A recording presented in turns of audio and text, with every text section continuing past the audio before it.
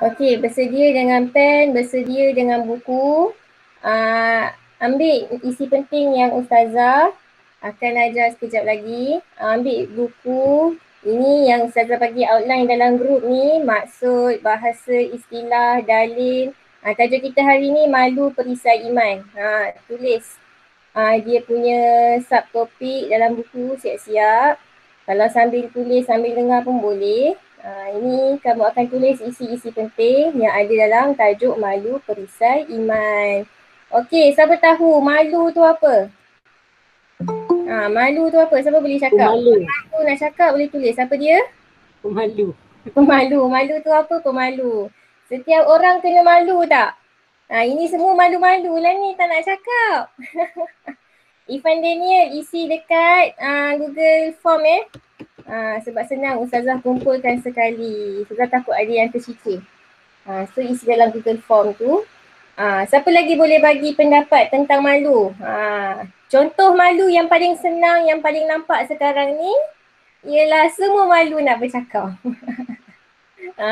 Siapa yang tak malu nak bercakap? Boleh buka mute mic, buka ni. Sound tu boleh cakap. Kita dalam belajar tak boleh malu. Benda lain boleh malu. Ada banyak lagi lah kita akan belajar kejap lagi. Apa benda yang kita perlu untuk malu. Apa yang dilarang untuk malu. Kita akan belajar benda tu. Okay? So dalam kelas Ustazah tak nak kamu malu-malu nak bercakap. Kamu dah tingkatan 2. Buat apalah nak malu nak bercakap. Tak payah. Okay? Okey, malu perisai iman. Malu menggambarkan tentang bagaimana iman kita. Tapi malu bukan pada semua tempat. Malu pada sebahagian tempat. Yang mana kita nak menjaga maruah kita sebenarnya. Okey, malu daripada segi bahasa. Maksudnya kembali kepada perasaan fitrah dan rasa segan. Fitrah manusia ialah malu. Tahu tak fitrah?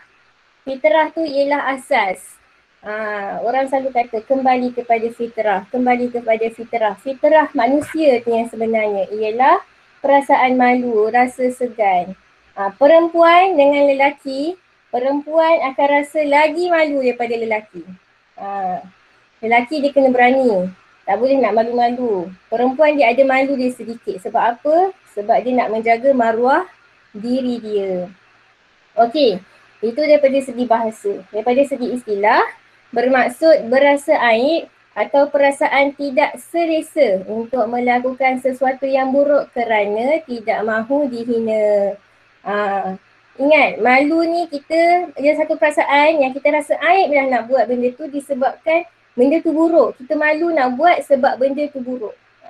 So Ustazah nak tanya, belajar ni benda buruk ke benda baik?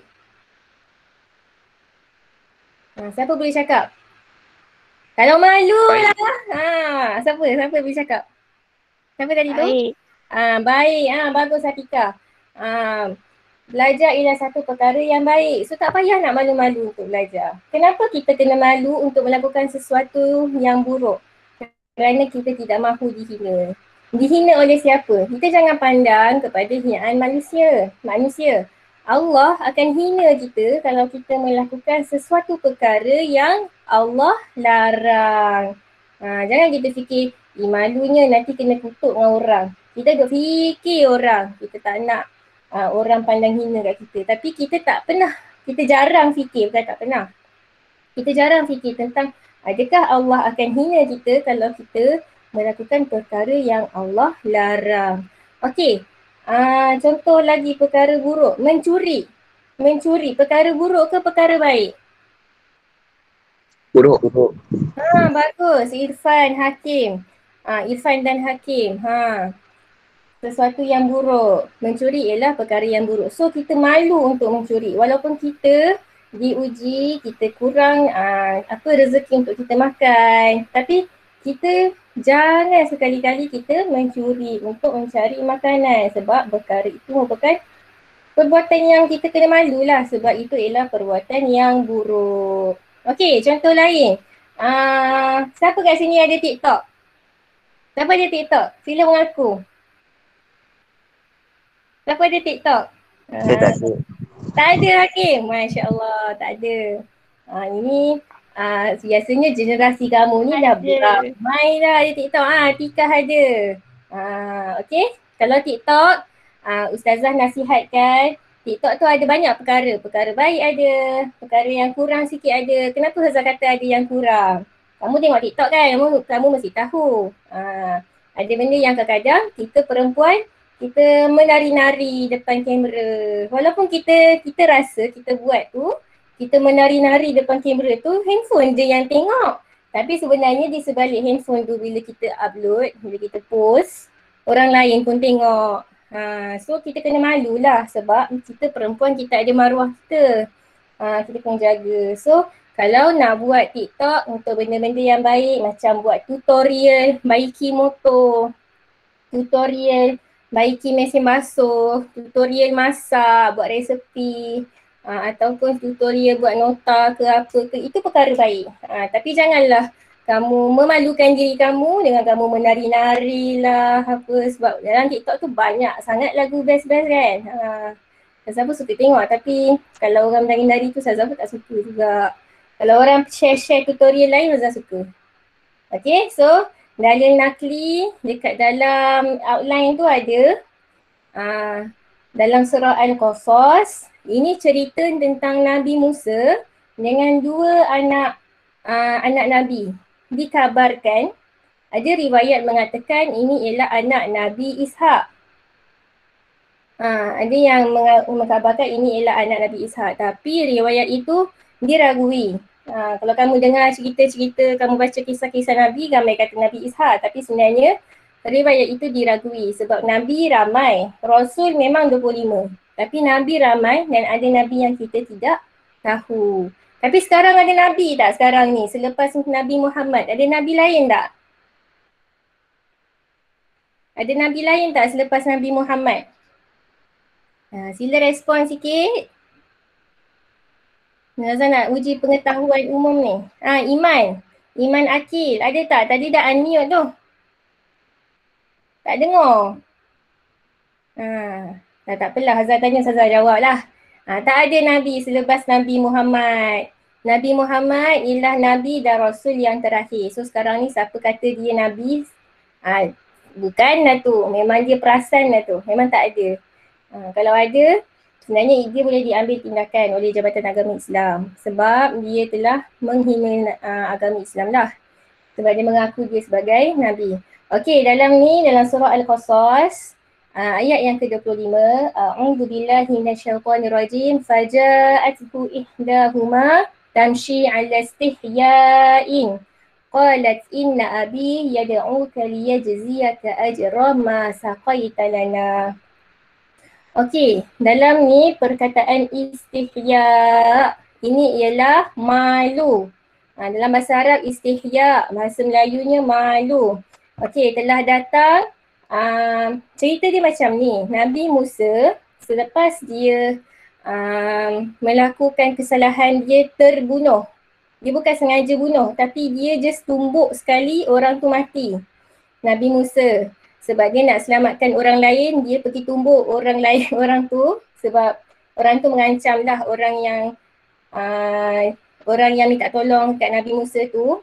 Nabi Musa, seseorang dia minta dekat Nabi Musa untuk selamatkan dia daripada orang yang sedang mengejar dia. Kemudian Nabi Musa tumbuklah orang yang sedang kejar tu. Tengah-tengah tumbuk, dah tumbuk sekali terus mati. Nak kata kuatnya Nabi Musa ni. Jadi dia sebenarnya tak bersalah lah. Dia tertumbuk, tumbuk dan tak tersangka yang dia dah terbunuh orang tu. Dan dinasihatkan sebab dia ialah anak angkat Fir'aun, maka dia dinasihatkan untuk melarikan diri. Untuk mengelakkan Fir'aun menghukum dia. Jadi dia larikan diri. Sampailah ke satu kawasan. Kawasan ni dia nampak ada satu perigi. Kemudian dia nampak ada ramai lelaki yang sedang berkumpul dekat situ sebab orang dulu dia tak ada paip air macam kita ni. Satu kampung, satu perigi je yang ada. So diorang ramai-ramai akan datang ke perigi tu. Perigi dekat Tanah Arab ni besar-besar sebab dia nak tampung satu kampung. Jadi dekat perigi tu betapa ramainya orang lelaki mengambil air untuk diberikan kepada ternakan mereka. tepi tu kan, Nabi Musa nampak ramai-ramai lelaki berkumpul, tepi tu nampak dua orang perempuan. Dua orang perempuan ni sebenarnya dia nak membantu ayah dia yang sedang tua, yang sudah tua lah, untuk ambil air untuk tenangkan mereka lah. Tapi dia perempuan, dia malulah nak join ramai-ramai lelaki tu. Jadi dia tunggu sampailah semua lelaki tu pergi baru dia orang ambil air. Jadi Nabi Musa nampak, Nabi Musa tolonglah dia orang ambil air. So diorang dapat pulang awal lah daripada biasa. Sebab Nabi Musa dah tolong ambilkan air dia. Jadinya Nabi Musa pun dah tolong. Nabi Musa duduk tepi tu lah sebab dia tak tahu nak pergi mana. Dia sedang musafir lah, menyelamatkan diri dia. So after that, bila perempuan tu dah pulang ke rumah, so ayahnya seorang Nabi sangat pelik lah. Kenapa boleh balik awal? Kenapa boleh balik awal? Dapat air awal, macam mana boleh dapat air awal? So dia kabarkan dekat ayah dia, tadi ada seorang pemuda tolong kami ambil air. Maka inilah ayatnya. Ini dalam Al-Quran lah, diceritakan semula. Dua orang perempuan ni datang kepada Nabi Musa. Kemudian berkata salah seorang daripada mereka, kata dia datang ke Nabi Musa tu dengan keadaan berjalan tersipu-sipu malu. Sebab malu lah nak cakap dengan lelaki. Kita kalau lelaki dan perempuan tidak boleh bercakap sewenang-wenangnya, melainkan dalam beberapa perkara, iaitu pekerjaan, perubatan dan juga untuk mendapatkan bantuan. Hanya keadaan tu je kita boleh bercakap dengan lelaki. Dalam keadaan lain, kita tak digalakkan untuk bercakap dengan lelaki untuk memelihara maruah kita. So itulah sebenarnya dekat dalam kita bercakap, disebabkan ada urusan rasmi sekalipun, kita kena cakap dengan keadaan malu. Okay, so dia cakap dalam keadaan tersipu-sipu malu, dia cakap, sebenarnya bapaku menjemputmu untuk membalas budimu kerana memberi minum binatang ternakan kami. So ni diadaptasi daripada surah Al-Qasas ayat 25. Surah Al-Qasas ni memang banyak cerita pasal Nabi Musa, dia punya perjalanan. Nanti bolehlah buka tafsir, baca ceritanya. Okay. So ini point yang kita ambil tentang pensyariatan untuk malu, untuk ada rasa malu. Okey. Seterusnya, contoh sifat malu amalan Rasulullah sallallahu alaihi wasallam.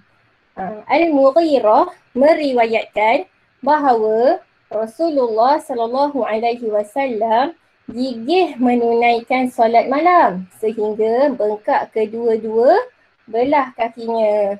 Apabila ditanya, baginda pun menjawab, afala akunu abdan syakura. Afala akunu abdan syakura. Maksudnya, adakah aku ini hamba yang tidak bersyukur? Kenapa Rasulullah dia sanggup setiap malam, even Rasulullah dah seorang Rasul, seorang Nabi, memang dijamin untuk masuk syurga. Tapi kenapa Rasulullah masih lagi gigit untuk melakukan solat malam? Solat malam ni solat apa? Solat pada 1/3 akhir malam. Bukan awal malam, akhir malam. Kalau waktu Malaysia ni, kita maghrib pukul 7, subuh pukul 6. 1/3 tu lebih kurang start daripada pukul 2 pagi lah, 2-3 pagi tu dah boleh start lah 1/3 akhir malam tu. Rasulullah solat sampailah bengkak kedua-dua belah kakinya. Kenapa? Rasulullah melakukan banyak ibadah kerana sifat malunya Rasulullah kepada Allah dan untuk menjadi hamba yang bersyukur. So ada 2 poin. Rasulullah melakukan banyak ibadah kerana sifat malu Rasulullah kepada Allah. Sifat malu Rasulullah kepada Allah Subhanahu Wa Taala. Dan poin yang kedua, untuk menjadi hamba yang bersyukur. So itulah rasional sifat malu yang diamalkan oleh Rasulullah. Kalau Rasulullah pun dah rasa malu untuk malu, dia ada sifat malu kepada Allah, kita sebagai orang biasa yang kita sendiri pun tak dijamin lagi kita masuk syurga ke tidak. So kita pun kena lagi ada banyak sifat malu kepada Allah. Okey. Tu ada apa-apa soalan setakat ni? Tak ada. Okey Alia, tak ada. Okey, seterusnya sifat malu yang dituntut. Ini sifat malu yang dituntut. Ada 4. Pertama, malu untuk melakukan perkara maksiat dan haram. Macam tadilah Ustazah kata, perkara maksiat dan haram. Perkara maksiat ni, orang selalu kata maksiat ni zina. Tapi tak, maksiat ni sebenar-benarnya maksiat kepada Allah. Maksudnya kita melakukan perkara yang dilarang oleh Allah. Bila kita melakukan perkara yang dilarang oleh Allah, contohnya berjudi, mengumpat, mengutuk kawan-kawan kita, sebenarnya kita dalam masa yang sama kita melakukan maksiat kepada Allah. Sebab kita, konteks maksiat tu sebenarnya ialah kita melakukan perkara yang dilarang oleh Allah. Itu maksud maksiat. Melakukan perkara yang dilarang oleh Allah. Tapi orang Melayu kebanyakannya lah suka fikir maksiat ni ialah berzina semata-mata. Tak. Sebenarnya semua perkara yang dilarang oleh Allah, berjudi, mengumpat, mengutuk rakan, lagi apa? Mencuri, Mengejek. masa. Apa dia, Ifan? Mengejek. Mengejek. Itu semua ialah maksiat sebenarnya. Maksiat kita kepada Allah. So, kita kena elakkan daripada kita melakukan maksiat kepada Allah. Okey, itu yang pertama. Yang kedua, malu melanggar perintah Allah Subhanahu Wa Taala. Kita malu untuk melanggar perintah Allah. Contohnya, kita malu untuk tidak melakukan solat fardu. Jangan malu untuk jangan kita solat ni ialah solat perkara wajib. Jangan kita bila kita nak tinggalkan kita rasa malu dengan diri kita. Rasa bersalah lah, malu lah kalau aku tak solat hari ni. Kejap lagi masuk zuhur, boleh solat zuhur ya. Okey, so kita kena ada rasa malu untuk melanggar perintah Allah. Seperti tak tunaikan solat fardu, kita makan di khalayak ramai waktu bulan puasa. Puasa bulan berapa tahun ni? Siapa boleh cakap puasa bulan berapa tahun ni? Bulan 4. Lagi berapa hari lagi? Siapa boleh kira? Berapa hari lagi? Hari ni 1 Mac. Puasa 13 April. Kira, Mat. 40 hari. Dalam 40 hari lah, plus sikit. Okay? Dalam 40 hari lebih lagi kita nak puasa. So, kita kena rasa malu kalau kita nak makan di halayak ramai waktu bulan puasa. Orang perempuan dalam sebulan, dia mesti ada beberapa hari dia tak puasa. Kan? Tak boleh solat, tak boleh puasa. So, kita orang perempuan pun kita kena rasa malu nak makan depan orang. Walaupun kita memang boleh makan sebab kita period kan. Tapi kita kena rasa malu lah untuk makan depan orang. Okay, jangan makan open sangat. Kau-kau sikit. Okey, seterusnya. Malu meninggalkan perkara sunat. Seperti tidak menunaikan solat sunat rawatib, tidak menderma ketika rakan ditimpa musibah. Kita kena rasa malu lah. Macam rasa bersalah lah, rasa malu lah tak buat solat sunat.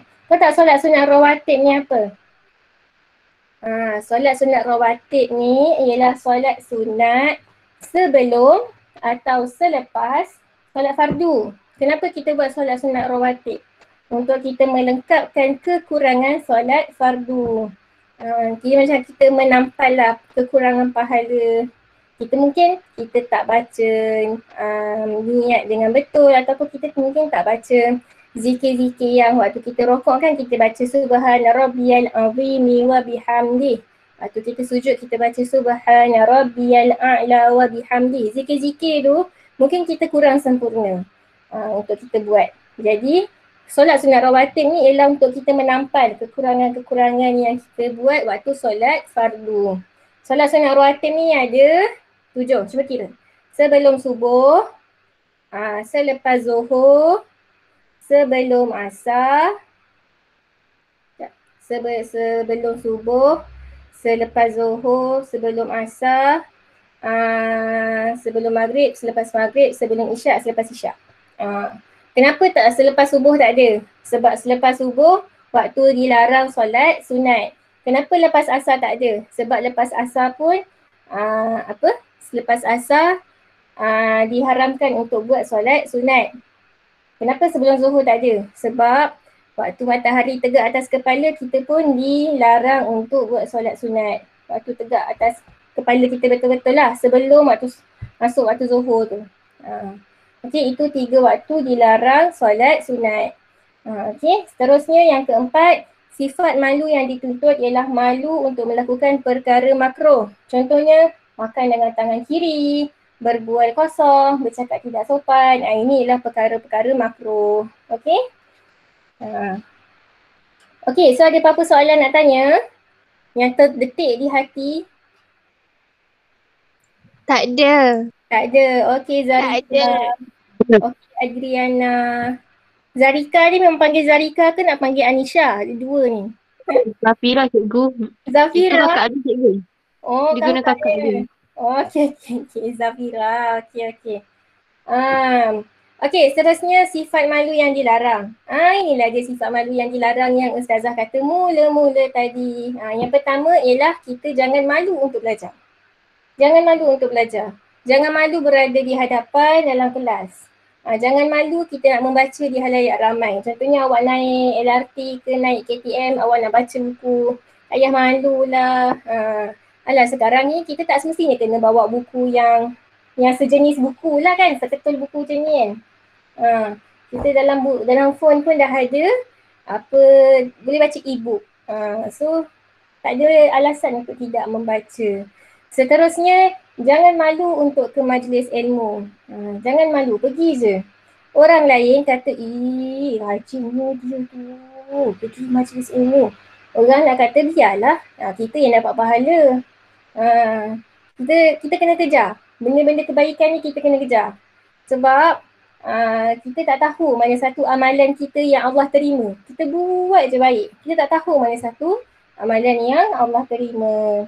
Okay. Seterusnya malu bertanya guru. Jangan malu bertanya guru. Sebab siapa yang malu, ada macam pepatah yang semua orang tahu lah. Siapa malu bertanya, dia akan sesat jalan.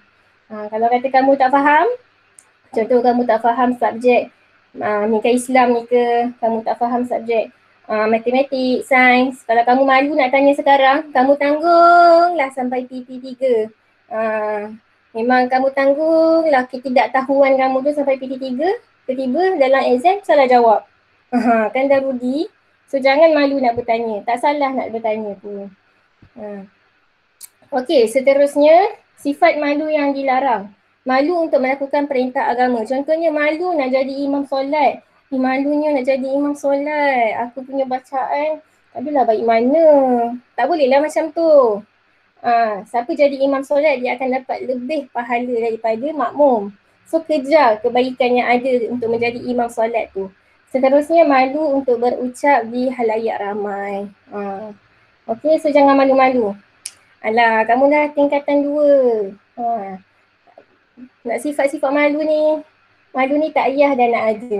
Kamu dah besar dah boleh fikir dengan matang dah. Okey, so jangan malu untuk berucap di halayak ramai. Kemudian malu untuk mengaku ibu yang tua dan miskin. Ini isu yang selalu berlaku pada orang yang dia sudah dewasa lah. Dia dah stabil, dia dah habis belajar, dia dah ada kerja yang tetap. Nak kata bila mak ayah datang daripada kampung, dia rasa malu nak mengaku tu mak ayah dia sebab dia orang kampung, dia dah tua. So ada setengah orang yang macam tu. So jangan sekali-kali amalkan. Jangan malu untuk mengaku. Contoh kalau dalam usia kamu, kalau kamu datang daripada latar belakang yang kurang berkemampuan pun jangan malu. Jangan rasa rendah diri. Jangan melimitkan diri kamu. Jadikan kekurangan yang kita ada itu sebagai booster untuk kita berjaya. Okey, seterusnya malu melakukan kebaikan. Sifat malu yang dilarang, malu melakukan kebaikan. Jangan malu bertanya. Macam tadilah poin tadi, jangan malu bertanya. Kemudian jangan malu untuk berada dalam majlis ilmu. Pergi je. Tak ada masalah. Kamu yang dapat pahala. Orang lain lantak dia. Tapi ajaklah. Kalau dia tak nak pergi, sudahlah. Kita dah ajak, jangan tanya nanti. Okey. So, seterusnya hubungan sifat malu dengan iman. Ini dalam satu hadis lah. Al-haya'u minal iman. Daripada Abdullah bin Umar. Sabda Rasulullah, Al-haya'u minal iman. Malu itu sebahagian daripada iman. Kalau orang itu berasa malu, contoh tadi malu untuk melakukan larangan Allah, so semakin malu sebenarnya semakin tinggilah iman dia. Menggambarkanlah, bukanlah kita nak mengukur tapi menggambarkan sedikit sebab ukuran iman yang sebenar itu hanya Allah yang tahu. Tapi kalau kita rasa kita malu untuk melakukan larangan Allah, maka kita sebenarnya dapat merasai itu ialah iman kita. So iman tu ialah kita punya benteng untuk kita melakukan kebaikan dan kita nak meninggalkan maksiat. Okay, so orang yang tidak ada sifat malu akan melakukan maksiat tanpa segan silu. Dia akan mencuri tanpa segan silu, dia akan mengumpat tanpa segan silu. Okay, orang yang tidak ada rasa malu. So keimanan dan ketaatan itu sangat berkait rapat dengan sifat malu. Kalau betul-betul dia beriman kepada Allah, dia tidak akan melakukan perkara yang Allah larang. Okay? Okay, seterusnya apa kepentingan sifat malu? Pertama, sifat malu ni benteng keimanan. Ada tak dalam tas Ustazah? Macam tak ada je dalam outline ni. Adalah kepentingan sifat malu. Okey, tulis dalam tu kepentingan sifat malu. Pertama, benteng keimanan. Macam tadilah Ustazah kata, orang yang malu akan menjaga diri daripada terjebak dengan gejala tidak bermoral. Okey, seterusnya sifat malu ni akan menjadikan kita sentiasa berlumba-lumba untuk kita mentaati perintah Allah. Banyak kali dah Ustazah kata tadi, berlumba-lumba melakukan kebaikan, berlumba-lumba melakukan kebaikan. Okey, seterusnya orang yang orang yang pemalu dia akan sentiasa terhindar daripada melakukan perkara maksiat. Sebab apa? Dia rasa malu lah nak buat. So itulah kepentingan sifat malu. Okey, seterusnya sifat malu seseorang menyerlahkan kecintaan akhlak dan kemuliaan insan. So siapa yang ada sifat malu, nampaklah dirinya tu ada pride, dia ada harga diri. Okey. Okey, so ada siapa-siapa nak tanya setakat ni? Tak ada. Tak ada, betul faham ni? Okey, siapa yang Tak ada. Okey. Siapa yang dah salin, dah habis siapkan nota, ambil gambar, hantar kat Ustazah dekat WhatsApp. Siapa yang tak sempat, Ustazah akan masukkan video kelas kita ni dalam YouTube. Nanti awak tengok nanti Ustazah bagi link. Kalau lambat sangat Ustazah bagi link, kamu follow lah Ustazah punya YouTube yang hari tu Ustazah dah bagi tu. Okay. Kalau tak jumpa tak apa, nanti Ustazah bagi balik. Link YouTube ni bagi Ustazah upload dululah. Okay. So kalau tak ada apa-apa nak tanya, itu saja. So pastikan kamu dah isi kehadiran dalam Google Form yang Ustazah bagi dalam group. Okay. So ada betul tak ada siapa nak tanya ni? Okey, siapa yang nak tinggalkan Google Meet ni, tolong tinggalkan komen. Dan juga siapa yang dah tengok video rakaman, tolong tinggalkan komen. Okey, tinggalkan komen, tinggalkan chat lah sebelum kamu live. Tulis sifat malu yang dituntut. Ada 4, Ustazah nak 2 sahaja. Sifat malu yang dituntut. Ustazah nak 2 je. Tulis. Lepas tu boleh live. Tulis nama lah sebab ada yang tak pakai akaun sendiri kan. Pakai akaun orang lain. Tulis nama daripada kelas apa. 2 sifat malu yang dituntut. Boleh tinggalkan dekat chat, kemudian kamu boleh live. Dan siapa yang mendengar rakaman boleh tinggalkan di ruangan komen. Nama kelas dan 2 sifat malu yang dituntut. Okey, Adriana dah tulis dah.